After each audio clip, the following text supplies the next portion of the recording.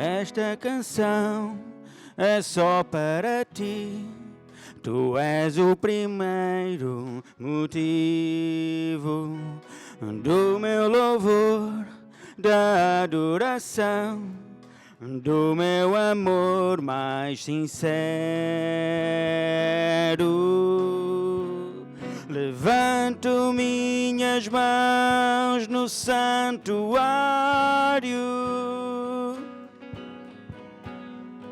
elevo a minha voz para cantar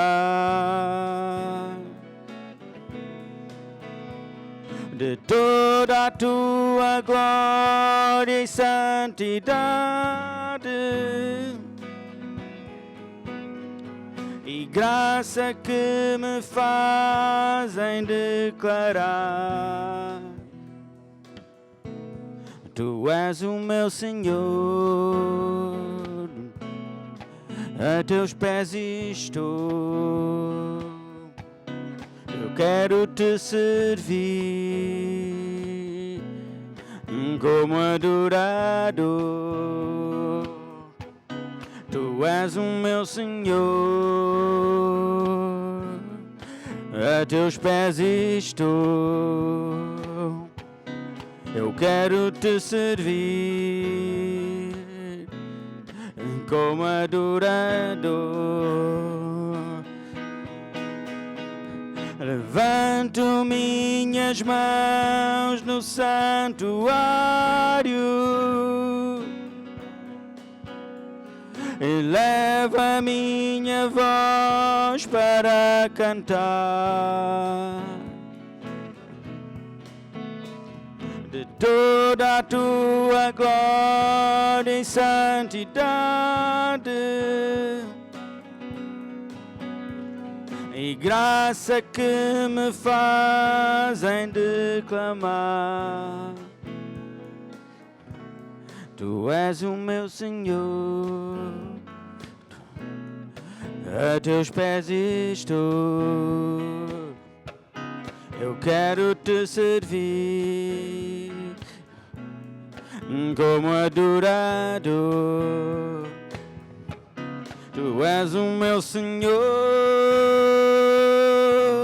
a teus pés estou. Eu quero te servir como adorador. Amém. Vamos levantar, irmãos, para que de facto sejamos verdadeiros adoradores, e vamos cantar Deus Supremo és. Amém? Vamos exaltar, vamos louvá-lo, porque de facto Ele é supremo.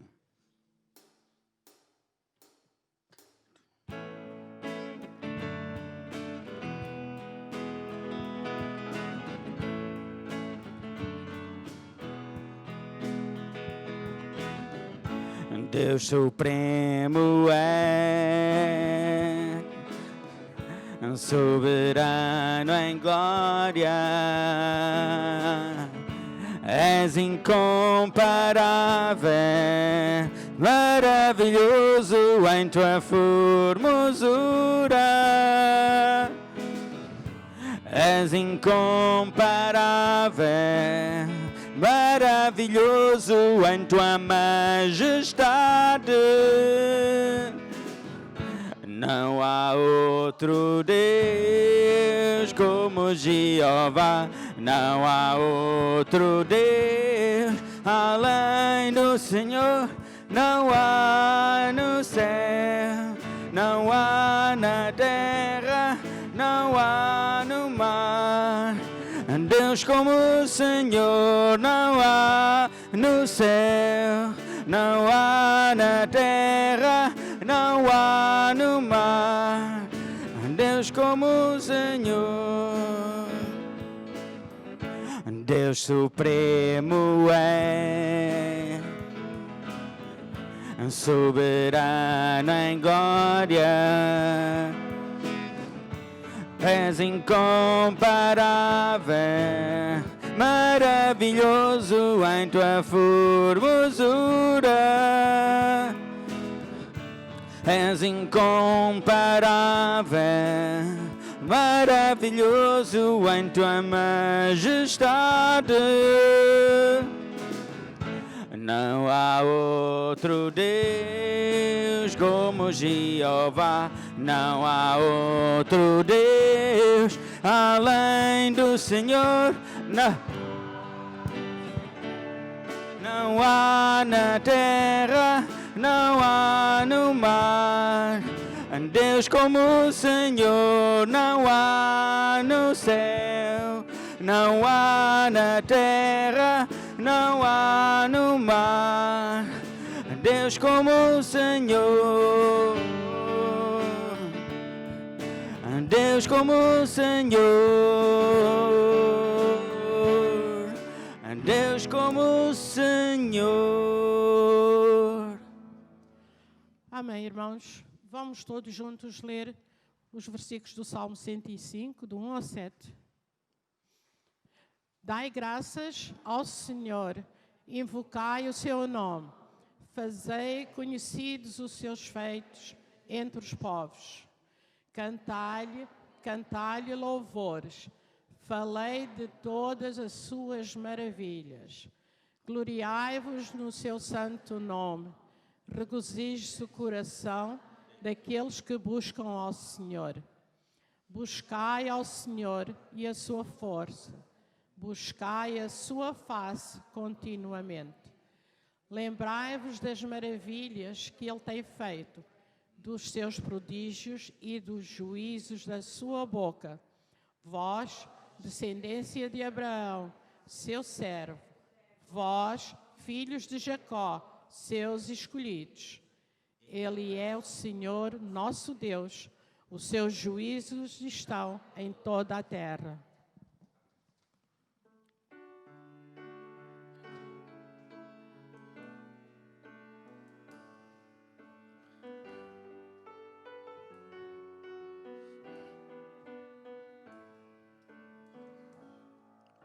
Ao único que é digno de receber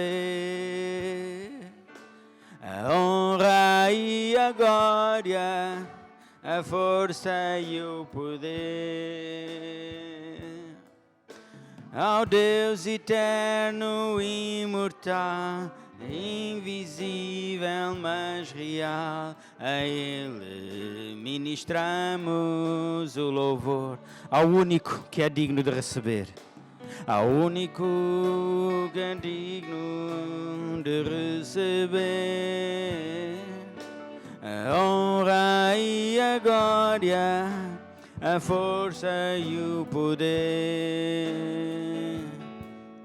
Ao Deus eterno, imortal, invisível, mas real, a Ele ministramos o louvor.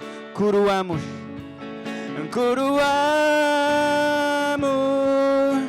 a Ti, ó Rei Jesus.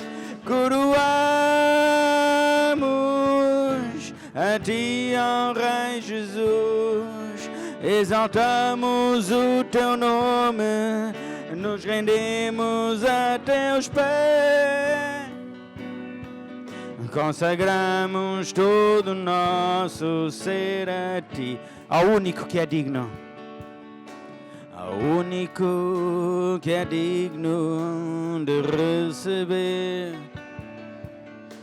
a honra e a glória, a força e o poder.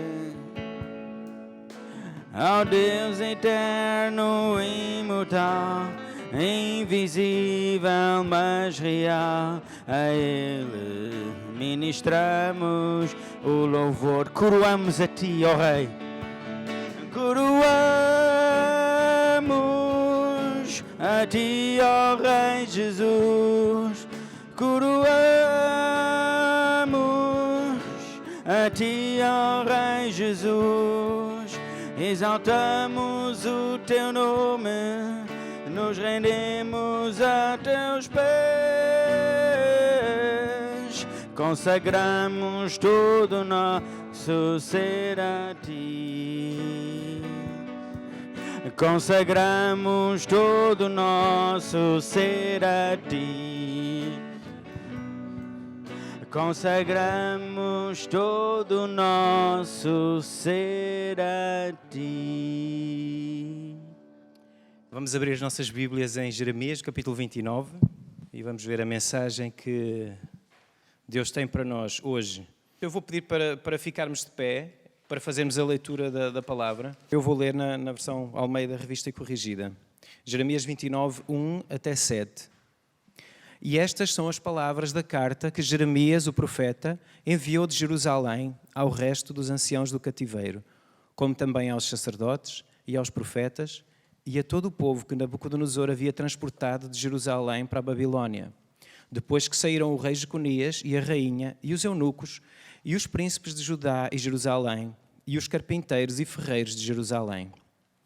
Pela mão de Elassa, filho de Safã, e de Gemarias, filho de Ilquias, os quais Zedequias, rei de Judá, tinha enviado a Babilónia, a Nabucodonosor, rei da Babilónia, dizendo: Assim diz o Senhor dos Exércitos, o Deus de Israel, a todos os que foram transportados, que eu fiz transportar de Jerusalém para a Babilónia. Edificai casas e habitai-as, e plantai jardins e comei o seu fruto. Tomai mulheres e gerai filhos e filhas.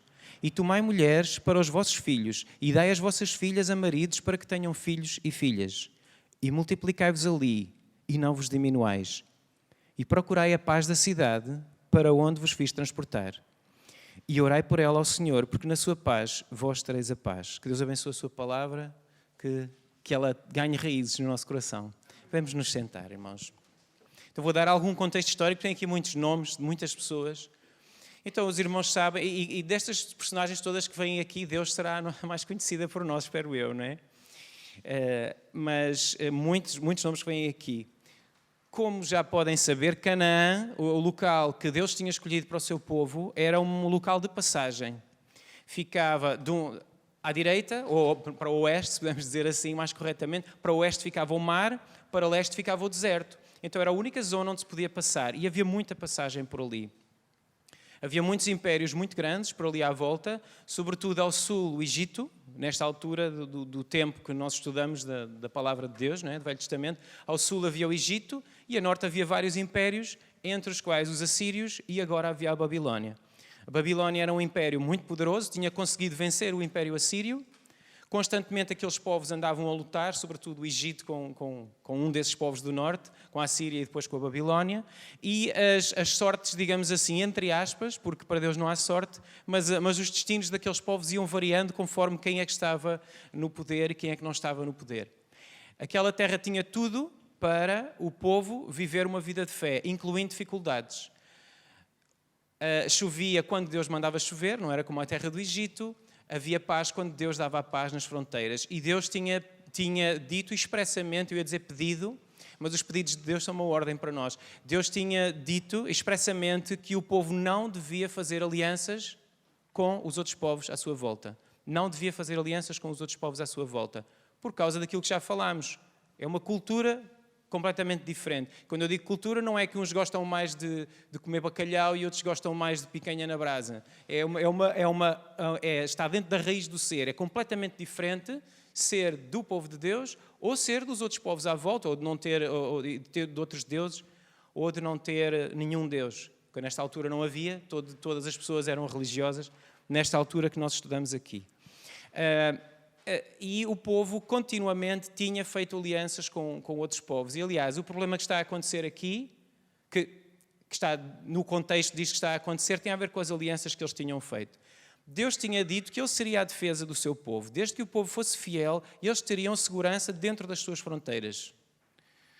Ponto final para Deus. Para o povo não, porque o povo sempre tentou fazer as coisas de outra maneira. Deus avisou muitas vezes, aliás, quando a lei é dada no Deuteronômio, quando a lei é repetida no Deuteronômio, quase a entrar em Canaã, Moisés avisa que se fizerem alianças, o povo será destruído, mas ficará sempre um remanescente. Haverá sempre um povo que vai sobrar, dos pouquinhos que sobrarem, que quiserem ser fiéis, Deus fará o povo novamente. Portanto, Deus não está limitado nem sequer pela nossa fidelidade, não é? Se nós quisermos ser infiéis, dos poucos que forem fiéis, Deus fará um povo para si. E é isso que nós acreditamos e é isso que nós temos visto. E estas profecias de que o povo ia ser deportado já tinham acontecido. Os dois reinos já se tinham dividido há mais tempo atrás. O reino do norte, chamado Reino de Israel, já tinha sido destruído pela Assíria. Nem sequer foram deportados. Nunca mais se soube daqueles povos, dos que sobraram dali. Não subsistiram como povo de Deus, nem como os judeus. A Assíria já foi conquistada pela Babilónia, agora a Babilónia que está a mandar ali. Vamos falar primeiro de um personagem que não vem aqui, que é o rei Joaquim, ou Jeoiaquim, conforme a tradução, que foi o pai deste rei Jeconias, que é o primeiro rei que é falado aqui. Jeoiaquim foi um vira-casaca.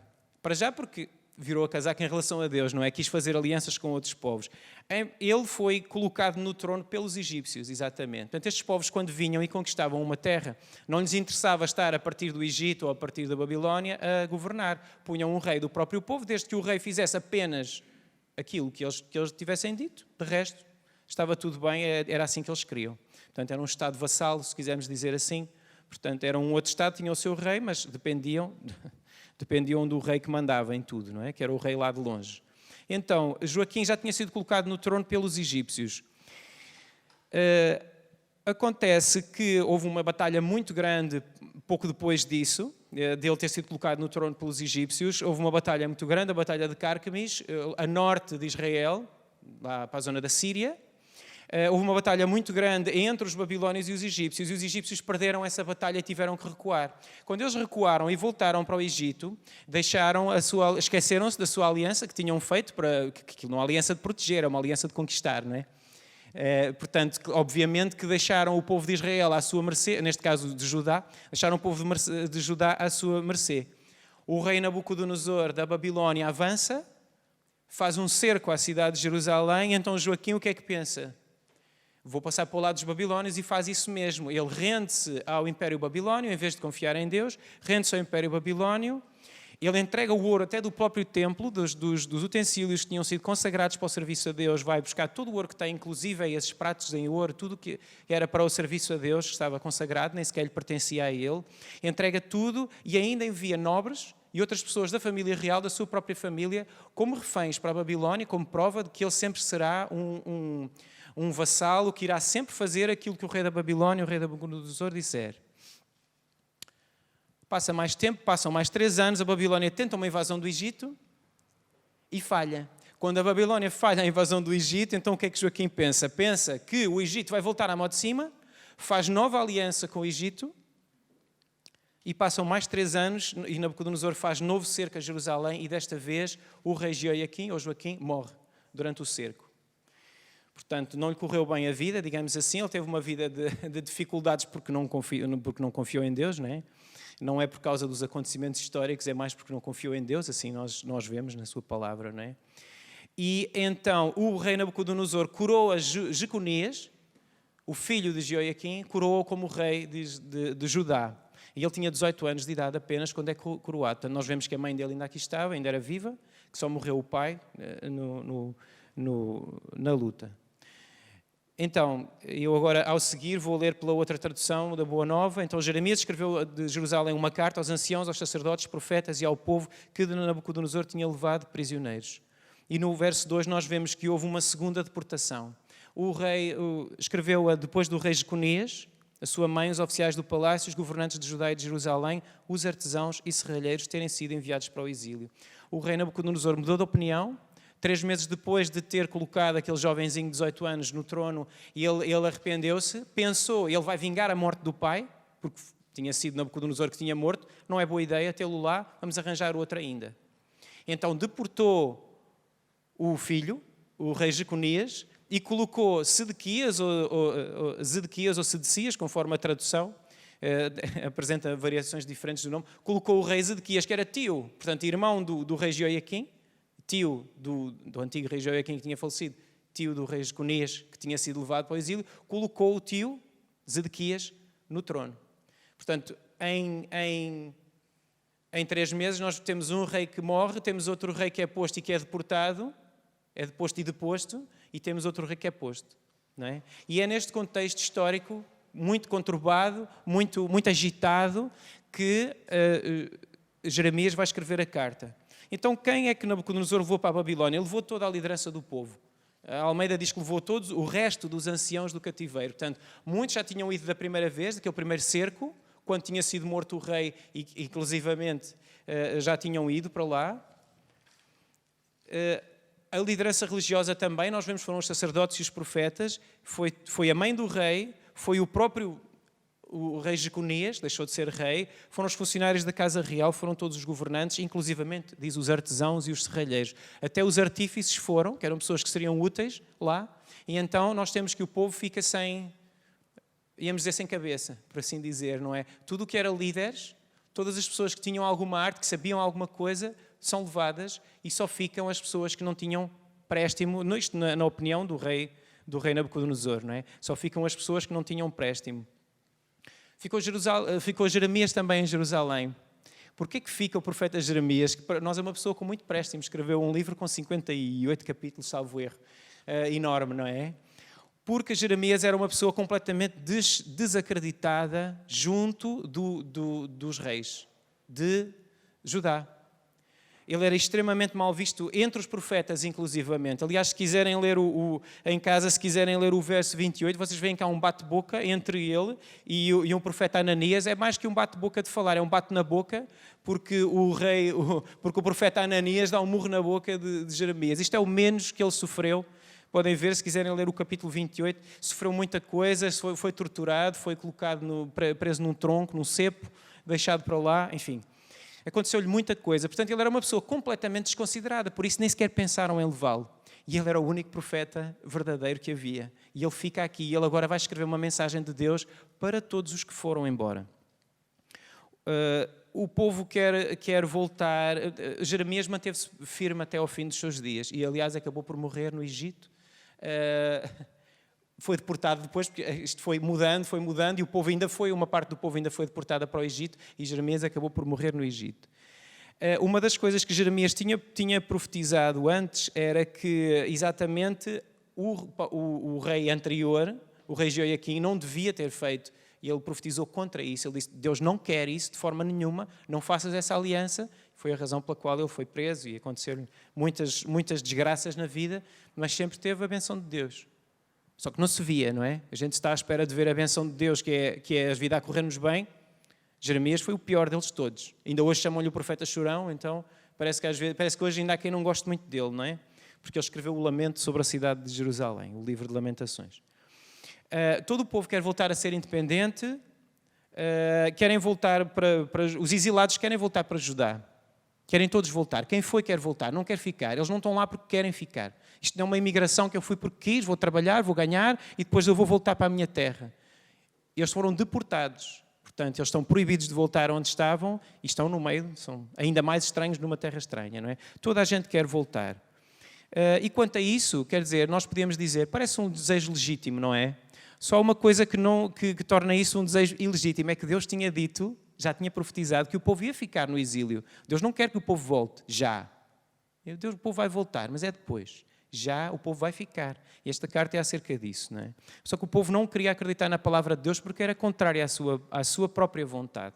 Quando a nossa vontade entra em contraste com a vontade de Deus, aí nós vemos se somos servos, como costumamos dizer que somos, se somos seguidores, se vamos atrás de onde Jesus for ou não. É aí que nós vemos, é quando a nossa vontade é contrariada.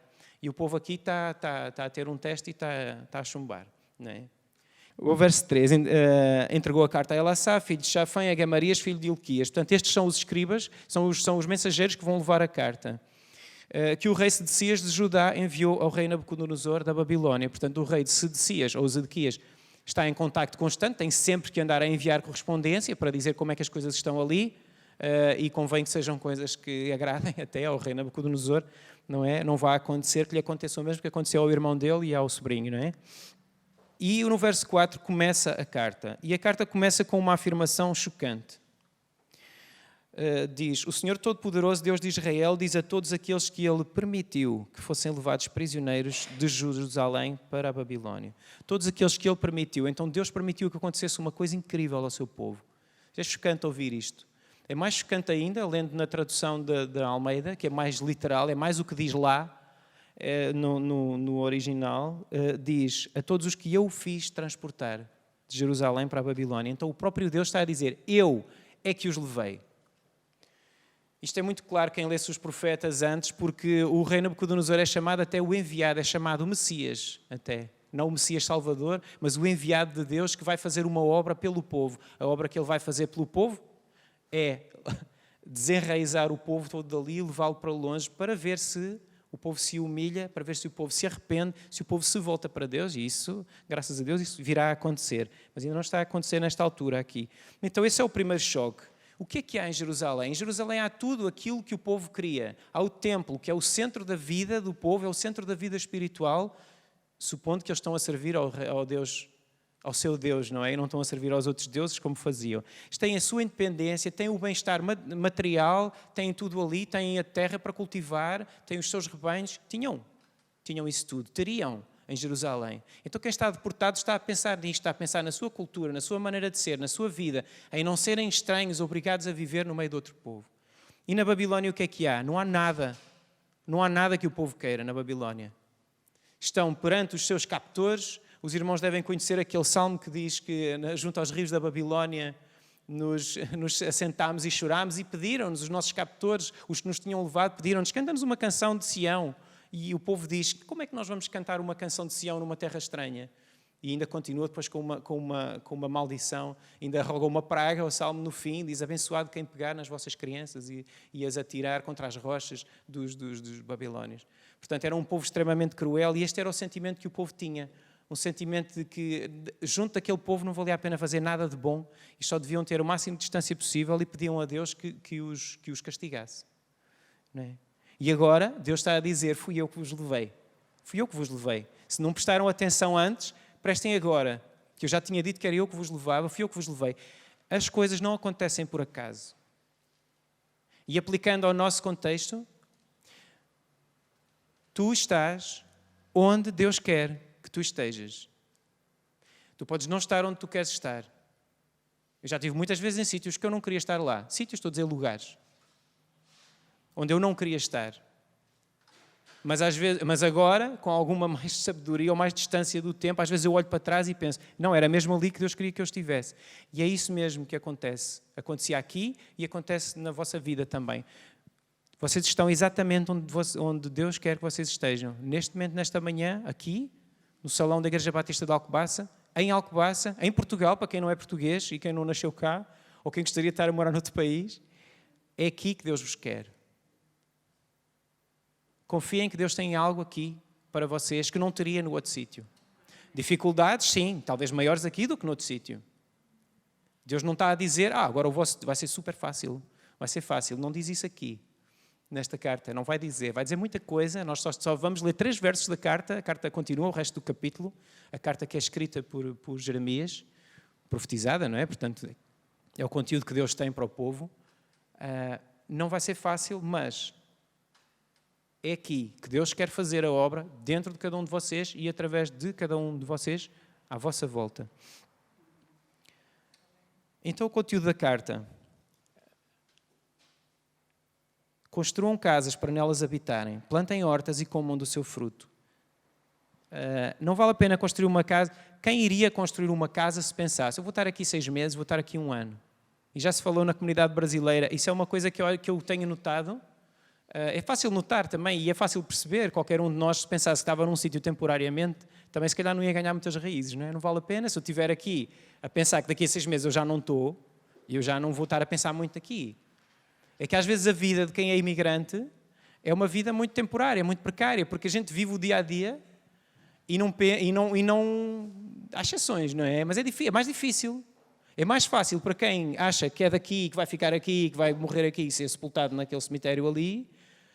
É mais fácil para essas pessoas ganharem raízes, pensarem, vou falar ali com o meu vizinho, vou ali não sei o quê, qual é o supermercado que eu quero, qual é o que não sei o quê, vou conversar, vou me envolver na igreja, vou me envolver na sociedade. É mais fácil, é mais difícil para quem é imigrante.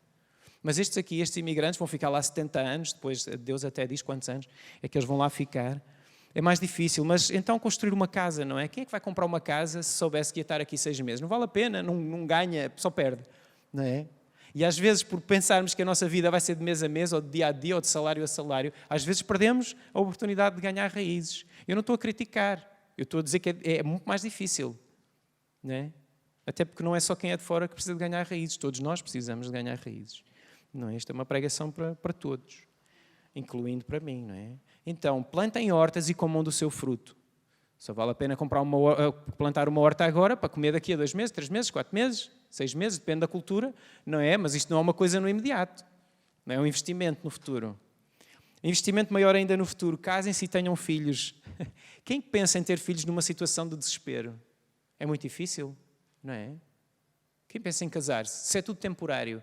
Não, a vossa vida não é temporária. Hajam como se a vida fosse permanente. Já Deus aqui a dizer, casam-se, tenham filhos. Mais ainda, os vossos filhos vão crescer, vão passar 20 anos, 30 anos, e eles vão casar. Então deem as vossas filhas em casamento, casem os vossos filhos.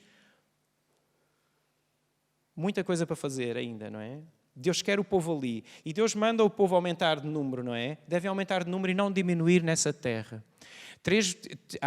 Há 3 locais na Bíblia onde Deus manda o povo multiplicar-se. E são sempre alturas em que há pouco povo. É no Gênesis, quando há Adão e Eva, crescei e multiplicai-vos. É a seguir ao dilúvio também, quando só sobrou uma família, sobrou Noé, seus filhos, 3 filhos, não é? E as suas noras, crescei e multiplicai-vos, e é aqui. São as únicas 3 vezes que a Bíblia diz crescei e multiplicai-vos. É quando há poucos. Temos mesmo que crescer e multiplicar, senão vão desaparecer. Deus não quer que o seu povo desapareça por problemas de natalidade. Estou a falar neste caso aqui. Agora, graças a Deus, isso não se coloca como problema, não é? Mas aqui, Ele não quer que os milhares que foram, porque já são milhares, já não são milhões como eram antes. São milhares. Então, Deus quer que o seu povo continue. Não é? Então, aumentem em número, não diminuam. Então, Deus, este é o segundo ponto. Deus quer que ganhes raízes. Deus quer que tu ganhes raízes no sítio onde estás. Deus levou-te para ali para um propósito. E esse propósito tem a ver com ganhar raízes, com desenvolver relacionamentos, com viver a vida, aqui participar até de forma económica. Não é? Quando constróis uma casa, estão a participar de forma económica no povo. Bem, já vamos lá à prosperidade. Vamos então ler o verso 7. Trabalhem pelo bem das cidades para onde vos levaram cativos. Peçam ao Senhor por elas, porque se essas cidades prosperarem, a prosperidade será vossa também, não é? Como dizem Almeida, usa a palavra paz. Procurai a paz da cidade para onde vos fiz transportar e orai por ela ao Senhor, porque na sua paz vós tereis a paz. Então, até para dar benefício económico à própria Babilónia. Só isto para algumas pessoas já seria razão para não fazer nada. Não é? Deus está a mandar que o povo trabalhe não só pelo seu benefício, não só para eles aumentarem, mas procurarem a prosperidade da terra à volta deles. Mas nós estamos a falar dos inimigos. Nós estamos a falar de pessoas que não tinham nada em comum com o povo de Deus. Com pessoas que tinham uma vida completamente diferente, uma maneira de ser diferente, outros deuses. Como é que o povo do único Deus verdadeiro vai trabalhar pela prosperidade dos outros, dos pagãos, não é? Das pessoas que tinham aqueles outros deuses estranhos e que tinham transformado o povo de Deus em inimigos, tinham transformado o povo de Deus em prisioneiros e os tinham retirado da sua própria terra. Mas é isso que nós vemos aqui. É esta a mensagem que Deus está a mandar através de Jeremias, não é? E esta palavra prosperidade e paz é uma palavra muito importante na Bíblia, é uma palavra que nós conhecemos, que é a palavra shalom. Shalom quer dizer paz, não é? Nós aprendemos isso rapidamente quando chegamos à igreja. Shalom quer dizer paz, mas é uma paz. O pastor Moisés costumava dizer que paz é ter tudo em ordem. Então, só por esse aspecto, esta é uma palavra muito multifacetada. Tem muitas nuances, muitas coisinhas pequeninas que vêm dentro deste conceito de shalom. Paz não é só uma ausência de conflito, não é só não haver guerra, não haver problemas entre pessoas. Também não é só calma para pensar. Não é só aquela paz interior de eu consigo raciocinar, não estou em pânico, não é? Mas é muito mais que isso. É tudo no seu devido lugar. Ter paz com Deus não é só eu estou aqui e não brigo com Deus que está ali, não é? É dar a Deus o lugar de Senhor na nossa vida. Não é? Então, paz é um conceito muito mais rico. Há um teólogo que disse que Shalom é a interligação entre Deus e os seres humanos e toda a criação, em justiça, plenitude e satisfação. Justiça quer dizer que os relacionamentos estão corretos, há uma satisfação, há uma alegria, e plenitude quer dizer que o relacionamento é tudo aquilo que deve ser. Se quisermos, de uma forma mais simples, Shalom é como as coisas deveriam ser. Como as coisas deveriam ser. É a ideia de Deus para nós e para os relacionamentos, isso é Shalom. Não é? tem o sentido de ser completo. Há uma outra passagem, não vamos ler agora, mas em Deuteronômio 25, quando diz: terás um peso inteiro, terás um peso justo. Na Nova Tradução diz um peso exato e um peso justo, e depois diz que Deus odeia quem usa pesos, não é? Diz que isto é 1 quilo e não é 1 quilo, não era quilos na altura, diz que é 1 quilo, mas só estão 900 gramas, que é para ganhar ali. Esta palavra do peso exato, do peso inteiro, é a palavra shalom. Portanto, shalom tem o sentido de ser completo, ser exatamente aquilo que deve ser. Sem falsidade, desculpem, sem ser menos do que aquilo que deve ser. Não é uma ideia de perfeição de eu sou perfeito e não há nada em mim que esteja errado. É uma ideia de eu ser completo, de eu estar em todas as minhas áreas, eu estar relacionado com Deus, e Deus vai fazer a sua obra em mim, não é? O Salmo 23 é um salmo muito conhecido, não refere a palavra shalom, mas se pensarem no que o Salmo 23 é, tudo aquilo é shalom na vida. Aquela paz, aquela calma, aquela confiança no meio do vale da sombra da morte, diante dos inimigos, Deus a preparar a sua ceia para nós, portanto, Deus a dar-nos aquela prosperidade, aquela vitória calma, digamos assim. Não é uma vitória de lutar, é uma vitória que Deus dá e que nos dá aquela tranquilidade. Tudo isso é shalom. Aí. Portanto, shalom é como as coisas deveriam ser. Podemos voltar ao pastor Moisés, tudo em ordem. Tudo em ordem. Então, voltando aqui ao que está a ser dito, se tudo estiver em ordem na cidade onde tu estás, tudo estará em ordem em ti, não é? Na sua paz, vós tereis a paz. Então é isto que nos está a ser dito aqui. Então, em último lugar, esta é a última aplicação. Em primeiro lugar, nós estamos, primeiro ponto, tu estás exatamente onde Deus quer que tu estejas. Isto pode ser muito difícil de acreditar, mas pensem nisto, levem isto para casa, na vossa cabeça, pensem, falem com Deus, discutam com Deus, se tiverem que discutir com Deus, mas aqui é o sítio exatamente onde Deus quer que vocês estejam. Agora e aqui. Tá? Em segundo lugar, Deus quer que ganhes raízes aqui. É por isso que estamos aqui, é para ganharmos raízes aqui. Não para vivermos à espera de um dia ir para o céu. Se já ganharam o céu, parabéns. Ganharam? Se Deus ganhou o céu para vocês, não é? Se Jesus já nos comprou a vida eterna, ótimo. O que é que eu vou fazer agora? Vou ganhar raízes aqui, vou fazer tudo aquilo que eu tenho para fazer. E o que é que eu tenho para fazer? É o terceiro ponto. Procurar este shalom, procurar tudo em ordem, aí fora, em Alcobaça, em Portugal, na região oeste, na nossa casa, no nosso bairro, no nosso prédio, porque na paz de Alcobaça nós teremos paz. Na paz de Portugal nós teremos paz. Na paz do nosso bairro, na paz da nossa casa, da nossa família, nós teremos paz também. Nós não vivemos, Deus não nos chamou para sermos almas desencarnadas, que vivemos aqui. Não é que Deus não quer saber dos nossos relacionamentos, quer saber dos nossos relacionamentos. Não é que Deus não queira saber do que se passa ali fora. Deus quer saber de tudo, Ele é Senhor de tudo, não é? Nós no Pai Nosso, como é que Jesus nos ensina a orar? Venha o teu reino. Então nós um dia vamos, mas entretanto nós temos que orar constantemente e procurar constantemente que o reino de Deus venha aqui, que a sua vontade seja feita na terra, tal como ela é no céu. Tal como Deus e os anjos, a sua vontade é feita, que seja feita aqui. Não só em mim, nós vemos isso, pelo menos aqui nós vemos, não só em mim, não é eu entre mim e Deus a fazer a vontade de Deus aqui, não é só isso. Também é isso, mas não é só isso. É tudo à nossa volta. Mas em Lucas capítulo 3, quando João Batista está a batizar como sinal de arrependimento e o povo vem ter com ele, o povo pergunta, isto é Lucas 3,10, que deveremos então fazer? O povo não diz assim, está certo, é para acreditar, é para pensar numas coisas acerca do Messias, não é? Então eu já estou a pensar essas coisas, está feito, agora vou para casa. Não, o povo pergunta, que deveremos então fazer?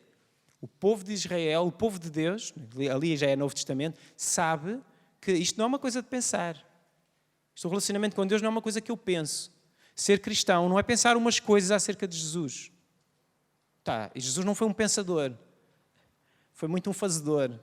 E um morredor não é uma palavra, não é? Foi quem veio para viver, para nos mostrar como a vida devia ser e para morrer por nós na cruz, por cada um de nós, para que nós possamos ser bênção a toda a nossa volta, não é? Então vamos assumir esse compromisso de ganharmos raízes onde estamos, de compreendermos que é aqui que nós devemos estar. É muito difícil não tentar fugir quando não se quer. Eu não vou falar de experiência própria, mas tenho experiência própria disso, de não querer estar no sítio onde estou e não perceber na altura, mas vamos tentar perceber, vamos ganhar raízes onde estamos em vez de desejarmos apenas estar aqui até um dia irmos para o céu sem termos feito a mínima diferença aqui na terra. Tá?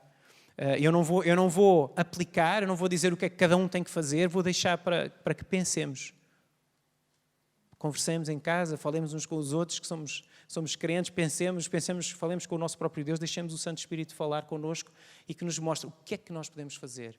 Com esta convicção que a nossa salvação não é só uma coisa entre mim e Deus, afeta tudo à minha volta e, se Deus quiser, vai afetar até esta cidade onde nós estamos, pequenina cidade de Alcobaça onde nós estamos e tudo à nossa volta. Amém? Amém. O grupo de louvor pode vir?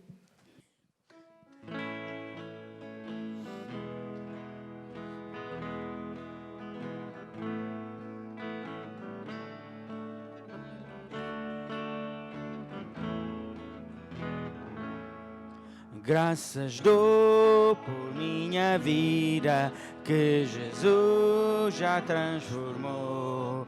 Graças também por meu futuro e por tudo que passou.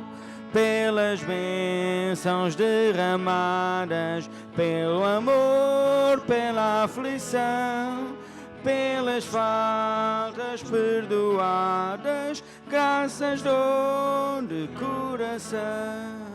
Graças pelo azul celeste e por nuvens que há também, pelas rosas do caminho e os espinhos que elas têm, pelas lutas desta vida, pela estrela que brilhou, pela prece respondida, a esperança que falhou. Graças dou a Jesus Cristo que morreu em meu lugar, pela paz que é sem medida e me ajuda a caminhar. Graças dou por meus amigos e consolo no chorar, pelo amparo nos perigos, sempre graças hei de dar.